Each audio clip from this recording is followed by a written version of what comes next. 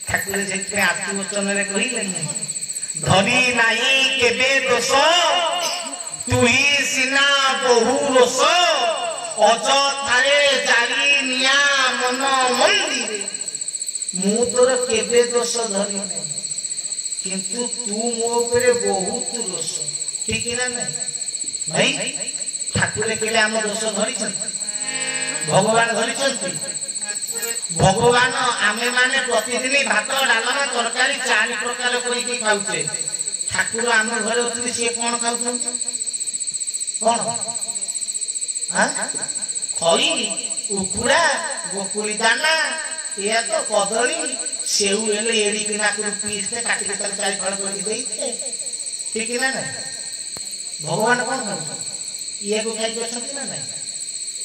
आमे भात डाली तरकारी 4-5 प्रकार प्लेट ना दी प्रभु के धन रे तू मते कई गुड़ा को दउछु गोकुली दाना दउछु मु तो घरे रहिबिनी कि तते असुविधा पड़ला बे साहाय्य करिबिनी भाई धरी नाही केबे दोष केते भगवान का हम होयान करिছে भगवान का में केते अपमान करिছে ना नहीं भाई भगवान को हम अपमान करिছে ना नहीं भगवान को हम हैरान करिছে ना नहीं सीए केबे धरि छंती रागी छंती भाई से केबे रागी ना किंतु जदि आमुकु एतिके टिके ठाकुर हैरान करिছে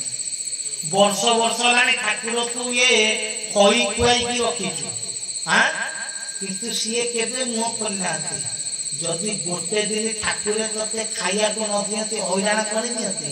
तो नियाची ठाकुर को पदे कहबो ना कहबो नहीं प्रभु आज उपास रखिलो एया कलो कहबो ना कहबो नहीं भाई कहबो ना नहीं प्रभु वर्ष वर्ष बेली क्या खाइ दियो माने दिन भीतर थरे सकाळे टिके ना खाइले खा न ठीक ना किंतु जदि आमे दिने ठाकुर उपास रखी देवे निहाती 5 पद ठाकुर को गाली ना दवा ना हां तेनु धरी नाही केबे दोष तुही सिना बहु दोष केबे दोष धरी नहीं किंतु तू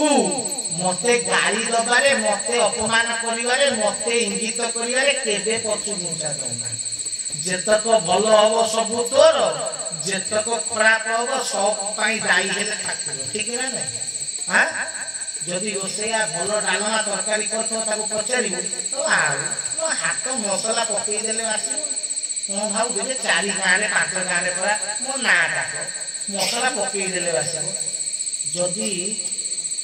आउ गोटे जाको रोसै जाइतो तरकारी भाजी न पोड़ी गला कि लागी गला कि लुणिया हे गला जदि सेही रोसै पत्र भाई कोन हला ना निया पानी कथा को कहि हो केते बेले कोन किंतु जेते तरकारी भलो होइता सेटा ता हातर कमाल छला किंतु जदि नागी की खराब हे गला ताले कोन निया पानी कथा निया पानी को बुझ तारो बुझ नहीं